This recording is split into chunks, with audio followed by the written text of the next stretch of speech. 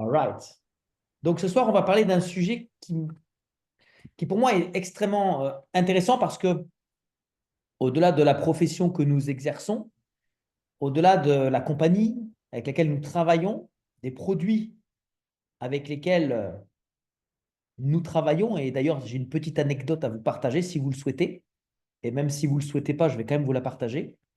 Tout à l'heure, j'ai un de mes partenaires, tout nouveau, hein? Ça fait 16 mois qu'il me regarde. Ça fait 16 mois qu'il m'observe.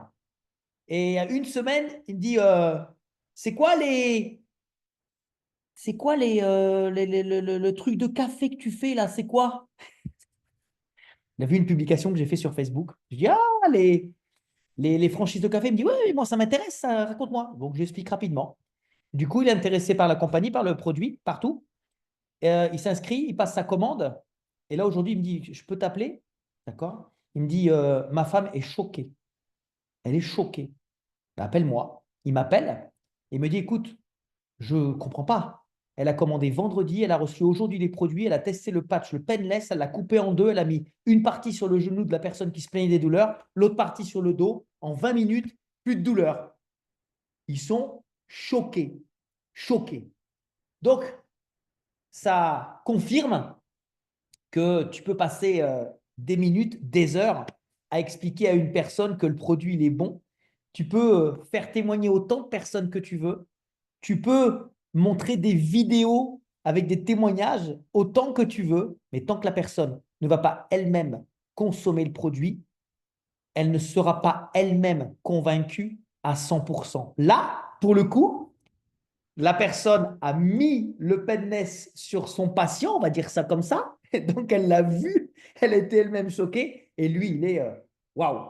Donc, du coup, derrière, ouais, ça risque de bien fort déménager. Et c'est ça qui est fort parce qu'on a un produit qui travaille pour nous. Donc, ça, c'était la petite anecdote. Et quand on a un produit qui travaille comme ça, quand on a un plan de compensation qui est si démentiel, et croyez-moi qu'aujourd'hui, notre ami, partenaire et mentor que vous connaissez si bien, Jean-Marc Colayani, qui est en ce moment même extrêmement sollicité et consulté par la compagnie pour apporter des améliorations qui vont apporter encore une fois de la valeur ajoutée à cet outil de travail, à cet instrument qui est le nôtre, qui va donner encore plus la possibilité à chacun d'entre nous et nos nouveaux partenaires de rapidement toucher du doigt des compléments de revenus ou des revenus concrets, croyez-moi, on va être extrêmement, extrêmement bien. Il y a plein de nouvelles à ce sujet qui vont sortir dans les prochaines semaines. La bonne nouvelle, c'est que nous, on aura connu, j'ai envie de dire, le One More point et d'autres, dans les prochaines semaines, vont connaître le réel One More 2.0. Et pour ça, on a besoin aussi eh bien, d'être la tête dans le business, mais on a besoin d'être armé. OK? On a besoin d'être armé. Bon nombre d'entre vous, vous utilisez déjà les produits, vous avez des résultats, vous êtes armé par rapport à ces produits, par rapport à son efficacité, par rapport à son efficience et surtout par rapport à son impact. C'est le produit qui touche les gens, c'est le produit qui impacte les gens. Et bon nombre d'entre vous aussi ont des résultats au niveau financier. Et ce soir, eh bien, c'est un thème qui me tient à cœur puisque nous allons parler pour celles et ceux qui peut-être ont déjà vécu ça dans leur vie de présentateur, d'opportunité, de partager, d'être confrontés à ce qu'on appelle des objections. Ok, les fameuses objections. Alors ce soir, on va essayer de faire quelque chose de très simple, de très basique, mais qui devrait normalement pouvoir vous parler et qui, lorsque vous allez être en mesure de bien comprendre ces messages et surtout derrière de les mettre en action, eh bien, vous allez voir que si ça ne vous est pas encore arrivé, mais que ça va vous arriver tout de suite, vous allez faire référence à cette formation et vous dire, OK, c'est ce moment-là et c'est là que je réagis. OK? Alors, on y va. C'est parti. Aujourd'hui, on a quelques types d'objections qu'on va partager ce soir. Je n'ai pas tout mis. On a principalement choisi les plus importantes, les principales. Mais sachez que les objections que vous allez avoir ou que vous allez rencontrer sont principalement dues à deux choses. C'est ou en relation à vous, vous, votre attitude, votre façon de vous exprimer, ce que vous dégagez, la certitude que vous avez en vous. Et ça peut être aussi par rapport à l'activité, telle que vous la concevez, telle que vous l'exploitez, telle que vous la partagez. Alors, vous savez, les fameuses objections du genre ah ouais, mais ton truc, c'est un système pyramidal. Ton truc, c'est intéressant, mais il faut que je réfléchisse. Je n'ai pas d'argent, je n'ai pas le temps. Ça vous parle, ça? On va en parler. On va rentrer dans les détails et on va surtout vous expliquer comment il faut absolument réagir et répondre dans ces moments-là. Parce que c'est ça qui est important. C'est bien de les recevoir. J'ai même envie de vous dire, quand vous partagez avec des gens, vous devez attendre ce moment-là. Parce que c'est là qu'il y a la clé du rendez-vous qui fait que ou vous avez gagné ou vous avez perdu. Il n'y a pas besoin d'être bon pour aller jusqu'au bout de la présentation. Il y a simplement besoin d'arriver à identifier ce moment-là, où tu as gagné, où tu as perdu. Mais avant tout, ce qui est important, c'est de bien comprendre et de concevoir la façon dont on va pouvoir percevoir un fameux refus. Imaginez par exemple une situation où chaque personne que tu contactes accepte volontairement ta proposition. Personne ne te dit non et tu entends que des gens qui te disent oui, ça m'intéresse, oui, je veux le faire, oui, je veux m'inscrire, oui, je veux faire partie de ton équipe. Alors, est-ce qu'à ton avis, où est-ce que cela pourrait te mener? Parce que si tout le monde acceptait sans hésitation, les entreprises de MLM verseraient-elles encore d'aussi grosses commissions à leurs partenaires? Les clients s'inscriraient directement via le site internet de l'entreprise sans avoir besoin de leader, d'équipe, ni de toi. En quelque sorte, on ne serait peut-être pas là aujourd'hui. Sans refus, il n'y aurait pas de business en marketing de réseau, il n'y aurait tout simplement pas d'argent à gagner, ni même de secteur d'activité. Donc, c'est intéressant de connaître cette position et de voir là où ça peut bien sûr nous amener.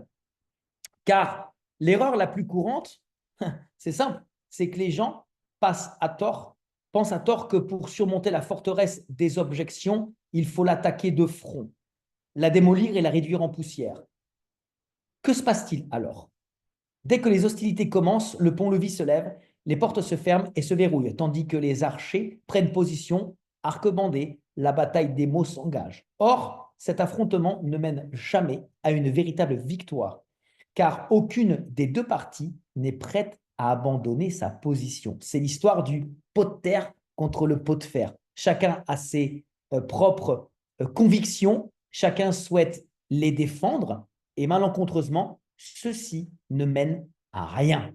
Les objections, en quelque sorte, sont des opportunités. Il est important de souligner la clé d'une conversation réussie réside dans la façon dont votre interlocuteur se sent à vos côtés.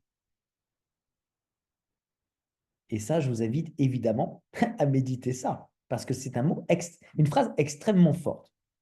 Alors, voyez-vous, il y a bien évidemment 3 étapes pour surmonter n'importe quelle objection. On dit bien n'importe laquelle. Et croyez-moi, moi-même, certaines fois, je suis dans une situation qui est peut-être un peu compliquée parce que je suis quelqu'un qui est impatient.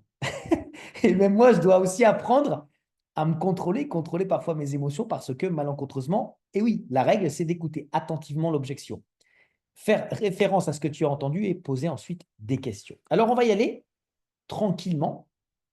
J'espère qu'on va faire ça d'une manière simple, facile et qui vous permettra de bien comprendre le bon cheminement et ensuite d'être en mesure de passer à la pratique. Donc, la première chose, c'est évidemment d'écouter attentivement l'objection. Lorsqu'une objection survient dans la conversation, c'est quelqu'un qui va vous couper, qui va poser une question, okay? Il faut concentrer toute son attention sur cet interlocuteur et évidemment, maintien de contact visuel. Donc, c'est mieux quand la caméra, si c'est en zoom, est allumée. Sinon, il faut absolument regarder la personne. Le mieux, c'est dans les yeux, dans sa direction, en hochant la tête, okay, pour montrer que ce qu'il dit est important pour toi et que ses paroles ont un sens. En aucun cas ne l'interrompre. Il faut le laisser vider son sac. En clair, il a envie de gerber, il faut le laisser vomir totalement. Ok? Il faut qu'il vide son sac. Car, principalement, les gens cherchent de l'attention et pas des arguments. Et en quelque sorte, il faut toujours aller dans son sens. Il faut donc faire, évidemment, comme on va l'écouter attentivement, on doit faire référence à ce que tu as entendu. Okay. Le premier pas pour gérer une objection est d'accepter que quelqu'un puisse en avoir. À ce stade, tu peux demander des précisions sur ce que ton interlocuteur veut dire exactement. Tu peux souligner qu'il a le droit d'avoir des réflexions, des opinions et des expériences particulières. Je conçois, je suis entièrement d'accord avec toi. J'ai même eu dans l'idée que ça pouvait être comme tu penses. Okay. À ce stade, il s'agit de créer une plateforme de compréhension. Ton interlocuteur doit sentir que tu es capable de te mettre à sa place. Okay. On va dans son sens. On le caresse dans le sens du poil. OK? Posez des questions. Le meilleur moyen de changer le point de vue de ton interlocuteur est de lui raconter une histoire. Alors oui, forcément, ceux qui ont le plus d'expérience auront plus de facilité. C'est normal. Cette méthode est la plus efficace car elle te permet d'influencer de manière indirecte la perception de la réalité de ton auditeur. La morale de chaque histoire devrait amener ton interlocuteur à tirer ses propres conclusions. Peut-être a-t-il eu des expériences, des opinions ou des réserves. Souvent, des gens qui ont ce genre d'objection les ont parce qu'ils ont peut-être mal vécu quelque chose dans leur passé. Mais il y a quelque chose qui s'est passé. Et c'est pour ça que certains sont même carrément irrités. N'oubliez pas que l'histoire doit être concise et avoir des points communs avec la situation de ton interlocuteur. Alors, celui qui pose des questions mène la conversation. Okay. Si tu veux être un leader de la conversation, tu dois poser beaucoup de questions. Cependant, ton interlocuteur ne doit pas se sentir comme s'il était en train d'être interrogé. Voici les questions à poser. Quel produit a le plus attiré ton attention? Il va vous dire lequel et tu peux lui dire pourquoi. En quelque sorte, il faut le faire parler. Il faut qu'il se livre. Plus la personne parle, plus elle donne des éléments, plus vous en avez sur lesquels vous allez pouvoir rebondir derrière. Vois-tu un potentiel dans ce produit pour toi? Il est important de poser les bonnes questions au bon moment. C'est en quelque sorte un dialogue. Ce n'est pas un monologue. C'est important de vraiment laisser la personne se sentir bien à ses côtés parce que n'oublions pas que la présentation qu'on va faire avec cette personne, elle, dans sa tête, elle peut déjà se projeter et s'imaginer les présentations qu'on va faire pour ses propres prospects. Si bien sûr, elle entrevoit un travail directement avec nous. Pour les personnes qui vont réagir d'une manière très objective, suivant la façon dont on s'exprime, parce que moi, je n'ai jamais ce genre d'objection, mais peut-être que certains d'entre vous ont eu la question, mettez-moi dans le chat s'il vous plaît, qui a eu cette objection? Est-ce que ce n'est pas un système pyramidal? Ou est-ce que ce n'est pas une autre pyramide? Ok, certains l'ont eu. Ah, vous l'avez eu. Mélanie, Nathalie, bien sûr, Nicole, ok.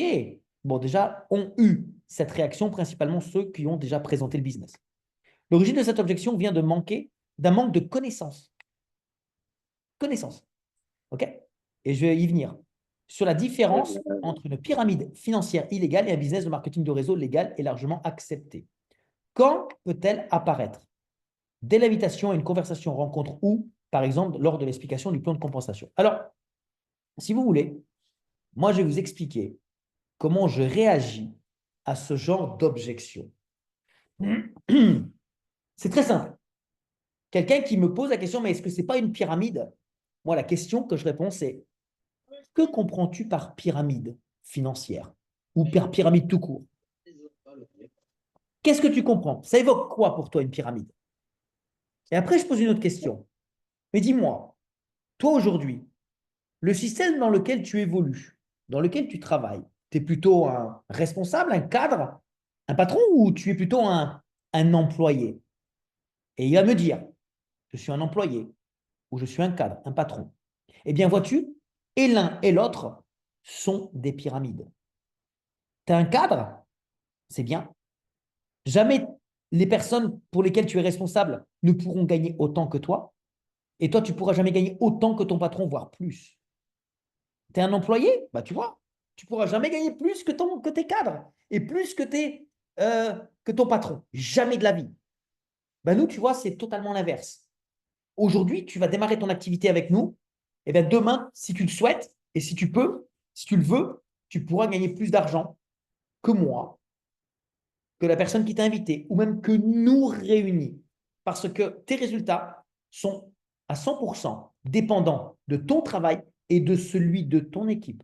Donc, si tu as la capacité à faire le travail que tu dois faire et à l'enseigner à tes partenaires de telle façon que eux aussi vont avoir des résultats, demain, tu peux gagner plus d'argent que celui qui s'est même enregistré il y a 10 ans. Nous, c'est plutôt la pyramide inversée. Tous pour un pour tous, et tu peux gagner plus que tous ceux qui se sont enregistrés avant nous. Tu vois la différence? Est-ce que tu vois la différence? OK? Et après, je vais y revenir. Alors, on a aussi un autre type d'objection. Est-ce que vous êtes tombé sur celui-là? Quelqu'un qui vous dit, ah mais, j'ai pas le temps pour faire ce business. J'ai pas de temps pour ça. OK? Ça peut arriver. La personne peut signifier plusieurs choses. Son emploi du temps est actuellement chargé de nombreuses tâches et il n'a physiquement pas la possibilité de s'engager dans une nouvelle activité. Il ne voit pas suffisamment de valeur dans ta proposition pour y consacrer du temps et en d'autres termes, il ne perçoit pas de bénéfices signifiants pour lui. Il traverse peut-être une période compliquée avec une accumulation temporaire d'obligations et de choses à régler. Cependant, cette situation n'est que passagère. Alors vous savez, moi quand j'ai ce genre, ça peut arriver, hein, je lui dis à la personne, je dis, écoute, le fait que tu n'aies pas de temps, en quelque sorte, ce n'est pas mon problème, c'est ton problème. Si tu vois aujourd'hui que ce que je t'explique et ce que je te partage signifie quelque chose pour toi, si tu vois une opportunité pour toi, c'est à toi de te débrouiller pour avoir du temps libre parce que c'est ton temps, c'est ton entreprise, c'est ton business. Et c'est à toi de voir combien de temps tu veux investir dans ton business. Tu n'as pas le temps aujourd'hui, tu ne l'avais pas hier, tu ne l'auras pas demain. Si ce n'était pas une question de temps, qu'est-ce qui te gênerait ou qu'est-ce qui pourrait te permettre de démarrer ce business?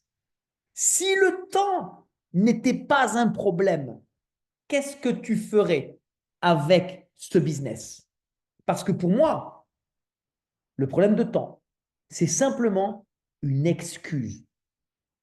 Parce que si tu lui promets avec ce business que s'il démarre ce business aujourd'hui et qu'il le fait avec toi, d'ici la fin de l'année, il aura gagné 100 000 euros, est-ce que tu penses qu'il va trouver du temps ou pas? Est-ce que tu penses qu'il va trouver du temps? Alors, s'il trouve du temps, on ne va pas lui donner, on ne va pas lui donner les 100 000 euros. Non, parce que le business qu'on propose, qu'on partage, qu'on donne aux gens, a une valeur qui peut lui permettre de gagner beaucoup plus que ça. Mais ça dépend de lui, ça dépend de son envie, ça dépend de son investissement personnel, ça dépend de la vision également qu'il a de ce business. OK? Comprenez bien que chaque objection, c'est tout simplement une excuse principale, mais ça, je vais y revenir. Je vais y revenir. Alors, il y a une autre objection, ok, et là, on va s'éclater avec celle-ci. Est-ce que vous avez déjà rencontré celle-ci? Quelqu'un qui vous dit, ah, je vais réfléchir. Il faut que je réfléchisse. Ah, il faut que je réfléchisse. Oh putain. Oh là là, tu m'as donné un truc là. Oh, il faut que je réfléchisse. Ok? Ça peut aussi signifier que la personne peut effectivement vouloir effectuer une analyse logique des avantages et des inconvénients. LOL. Une autre personne pourrait manquer d'acervité pour vous dire clairement qu'elle n'est pas intéressée par votre proposition. Simplement, il n'a pas forcément l'honnêteté de vous le dire. Enfin, quelqu'un d'autre et souhaite consulter sa décision avec une autre personne, son mari, sa femme. Cela se produit lorsque votre interlocuteur n'est pas une personne dominante dans sa relation. Comment réagir? Oui, bien sûr, je comprends tout à fait. Et dis-moi, s'il te plaît, qu'est-ce qui te préoccupe le plus? Alors moi, je ne réagis pas comme ça. Ça, c'est OK. La théorie. En pratique, moi, quelqu'un qui me dit je dois réfléchir, je regarde la personne dans les yeux, je dis mais attends, oui, j'entends bien, mais tu veux réfléchir à quoi? Parce que si tu veux réfléchir, c'est que tu as forcément des questions. Et je pense avoir suffisamment de réponses. Mais si je ne sais pas tout, t'inquiète pas, je te rassure. Je suis en relation avec des bonnes personnes et je vais aller à la pêche aux bonnes réponses.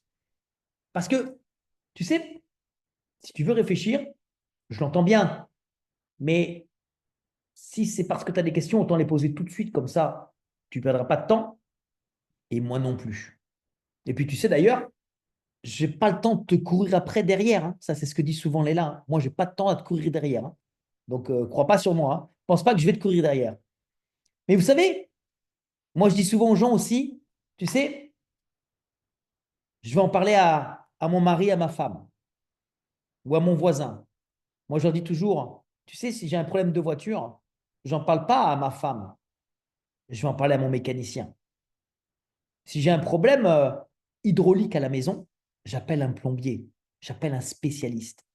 Donc, ça veut dire que si tu souhaites en parler à quelqu'un ou si tu as des questions à poser, autant les poser à un professionnel qui, lui, saura te répondre d'une manière professionnelle parce qu'il fait ce business, parce qu'il a de l'expérience, parce qu'il a des résultats. Par contre, tu vas absolument en parler à ta femme, pas de problème. Écoute, moi, je me mets à ta disposition pour qu'on puisse réorganiser un Zoom ou une conférence ou une conversation avec elle, de façon à ce qu'elle puisse recevoir, comme toi, une information de première main auquel nous aurons un plaisir de lui apporter toutes ces informations. Et comme ça, si elle aussi a des questions, vous pourrez comme ça en parler ensemble. Et au moins, tous les deux, avec cette information commune, vous pourrez prendre une sage décision. Qu'en penses-tu? OK? Clair, net, précis. Elle ne peut pas se défiler, elle ne peut pas se débiner. OK? Ensuite, il y a une dernière objection, on parle des principales. C'est celle où la personne vous dit, mais moi, je ne suis pas vendeur. Ben, ça tombe bien. Moi non plus, je ne vends pas quelque chose. Mais dis-moi, qui t'a parlé de vendre? Qui t'a parlé de vente? Parce que tu vois, moi, je fais ce business justement parce qu'il n'y a pas de vente. C'est pour ça que je fais ce business. Sache que si on devait vendre des produits, je ne serais pas devant toi, je ne serais pas dans cette compagnie. Parce que 90% des gens n'aiment pas vendre. OK? Et nous, on fait uniquement une action simple qui est de d'utiliser un produit, de transmettre les sensations et les résultats qu'il nous a donnés.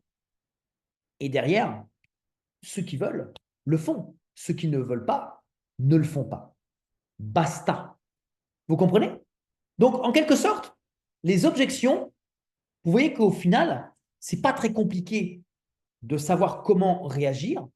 Ce n'est pas très compliqué de savoir les contourner, mais on peut passer au-dessus de ça d'une manière extrêmement simple et très habilement. Maintenant, il y a un moment aussi qui est très, très, très, très, très, très, très, très important à expliquer au niveau de ces fameuses objections. Et je ne vais pas vous partager mon écran par rapport à ça, parce que je vais vous parler de mon retour, de mon vécu, de mon expérience et de ce qui fonctionne. Okay. En général, il faut retenir que quand on a quelqu'un qui, lors de votre présentation, émet une certaine objection ou vous interrompt, c'est avant tout quelqu'un qui va tenter de prendre le dessus sur vous et donc qui va vouloir vous prendre un peu votre leadership ou votre autorité. Ou votre autorité. D'accord? Et c'est à ce moment-là qu'il est très important de s'imposer, de faire comprendre à la personne que vous êtes bien présent et qu'au-delà de la compagnie, au-delà du produit et du plan de compensation, il y a surtout un parrain, un partenaire, un leader. Il ne faut pas oublier que la plupart des gens ne vont pas décider de démarrer One More par rapport à la compagnie, par rapport au produit, par rapport à un plan de compensation. Ils vont aussi le faire par rapport à un leader. Je vais répondre à ta question, Jérôme. Si quelqu'un te donne l'objection, oui, mais c'est cher. Ok, c'est cher.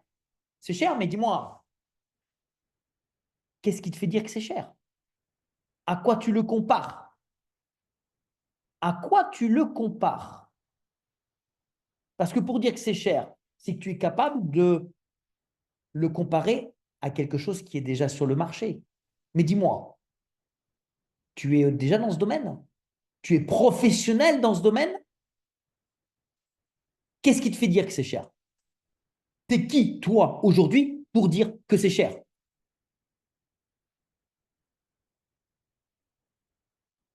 Vous comprenez?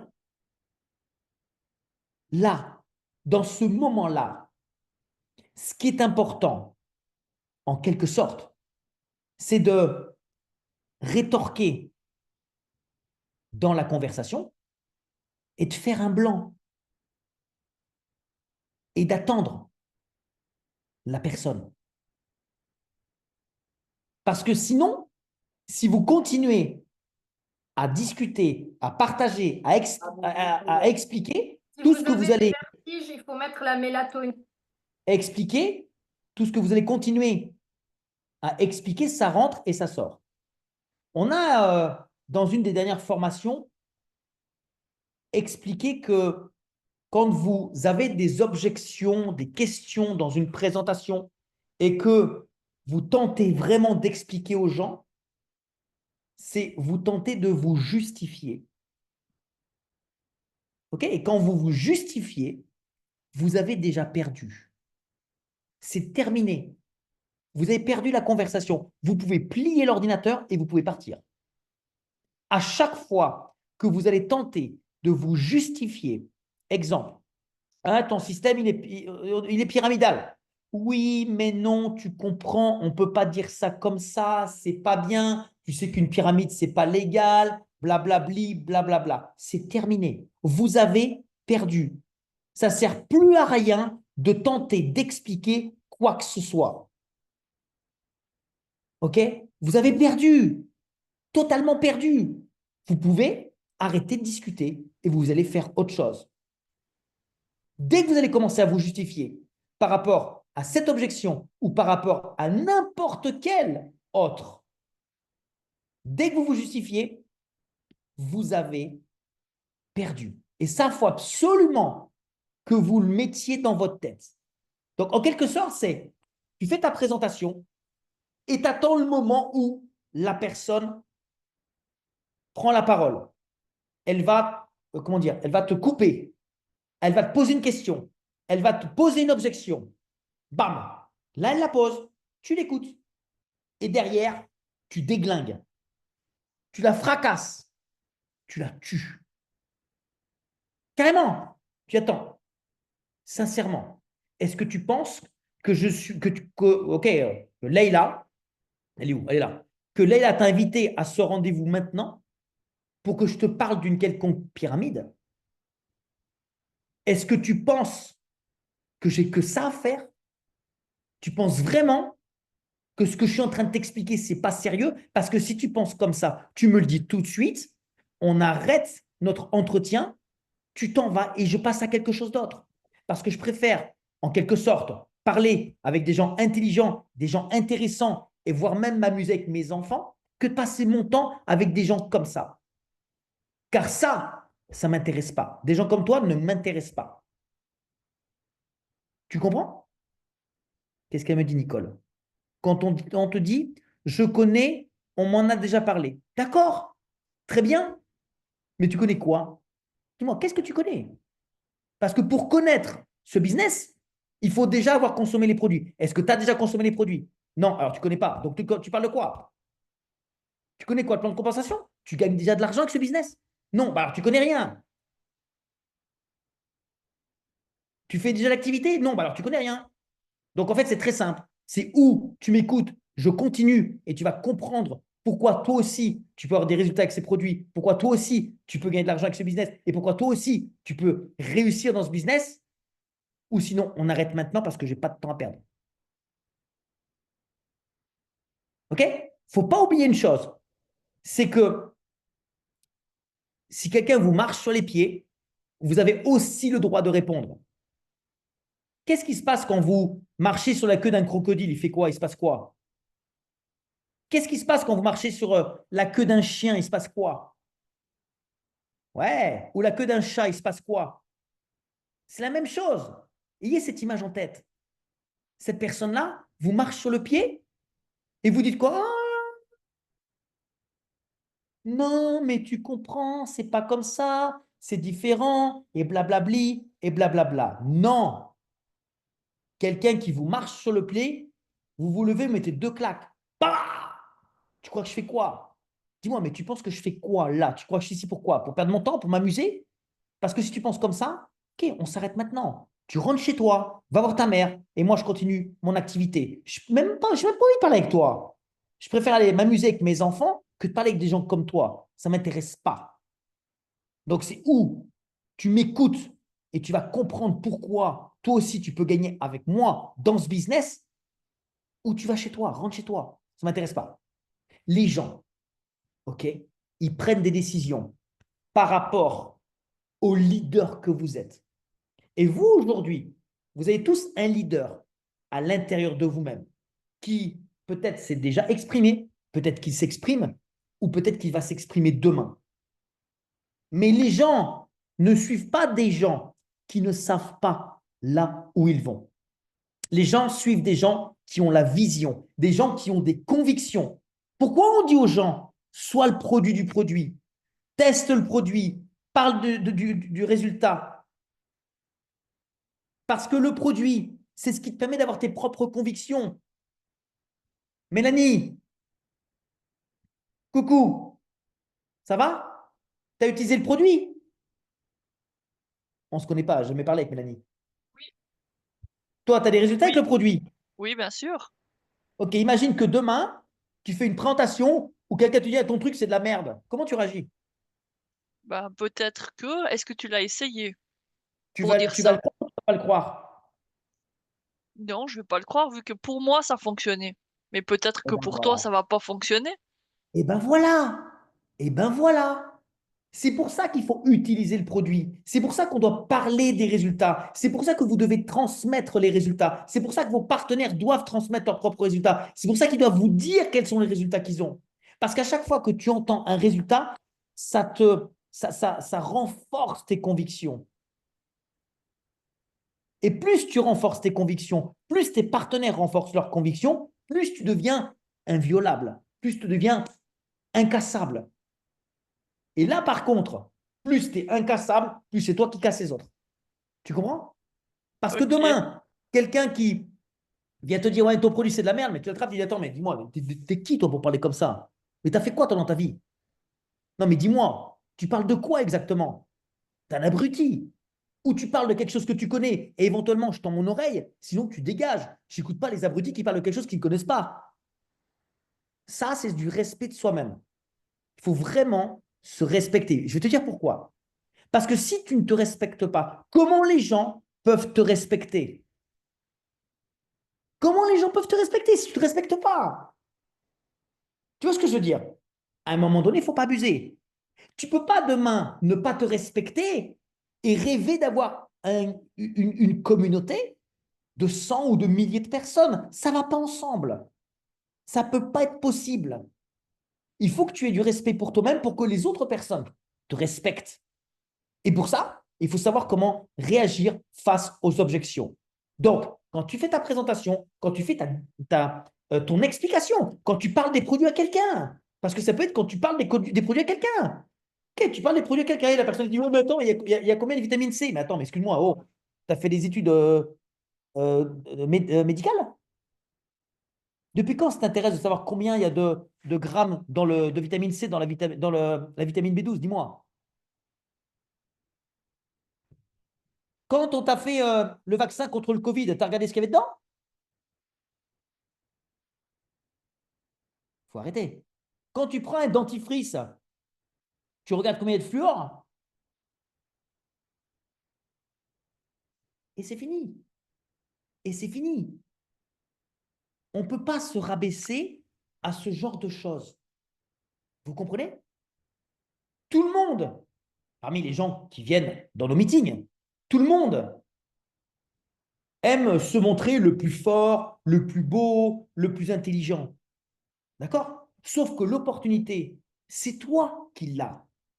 C'est toi qui travailles avec la compagnie. C'est toi qui as le produit. C'est toi qui as le plan de marketing. Et c'est toi qui es le premier. Donc, à partir de là, les gens, si tu veux qu'ils soient dans ton équipe, ils doivent te respecter en tant que leur leader. Parce que souvent, tu sais, les gens, ils peuvent avoir ce genre d'objection parce que leur objectif, c'est de te tester. Ils veulent savoir qui tu es. Ils veulent savoir où tu vas, ce que tu fais, ce que tu veux, là où tu veux les emmener. Parce que demain, ils vont te ramener des gens qui peuvent avoir de multiples questions. Et si tu ne sais pas comment leur répondre, ils ne vont pas vouloir le faire. Ils veulent le faire qu'avec des gens qui savent exactement là où ils vont. Des gens qui savent pourquoi ils le font. Des gens qui ont des convictions. Et des gens qui sont pour eux des leaders. Des gens qui veulent être suivis. Des meneurs. OK? Mais ça se fait dans le respect mutuel. Correctement. Je ne dis pas qu'il faut insulter les gens. OK? Il faut juste les remettre à leur place d'une manière naturelle, normale, posée, bien. OK? Donc, vous discutez, vous attendez le moment propice, et là, boum, vous arrêtez tout, vous la regardez dans les yeux, et vous dites, mais attends, mais dis-moi, tu crois que je fais quoi là? Est-ce que tu penses que je suis venu ici pour perdre mon temps? Parce que si tu penses comme ça, on arrête tout de suite, tu rentres chez toi, je rentre chez moi, et on parle plus, personne perd son temps. J'ai pas de temps à perdre. Par contre, si tu m'écoutes jusqu'à la fin, tu vas comprendre. Mais pour ça, il faut que tu m'écoutes. Parce que si vous continuez sans faire ça, tout ce que vous dites, ça rentre et ça sort. Ça rentre et ça sort. Et moi, je vous le dis, parce que ça, je l'ai vécu. Dans mes premières années de marketing de réseau, c'était quand on travaillait en noir et blanc, on enregistrait les gens avec des fax, des contrats papier. C'est des dizaines de rendez-vous, des dizaines de meetings, des centaines, des milliers où je rentrais dans le jeu des gens. Jusqu'à un moment donné où tu en as marre d'en avoir marre et tu changes et tu modifies et tu comprends des gens parce que tu parles avec ton parrain et il te fait passer des messages et tu comprends que tu es dans l'erreur depuis le début sauf que personne ne te l'a enseigné. Donc tu ne sais pas. Et comme tu ne sais pas, tu ne le fais pas, tu ne mets pas en application. Et c'est dommage. Et tu perds du temps et tu perds de l'argent. Tu perds de la crédibilité. Tu as envie que les gens le fassent, mais eux, ils voient que tu n'es pas la bonne personne. Donc, voilà. Aujourd'hui, vous le savez. Ça, c'est du bon conseil, de la bonne suggestion. Et après, c'est à vous de mettre ceci maintenant en application. Mais s'il vous plaît, n'acceptez pas que quelqu'un vous marche sur le pied. OK? Respectez-vous. Respectez la personne qui est en vous pour que les gens vous respectent elles-mêmes. OK? Allez hop.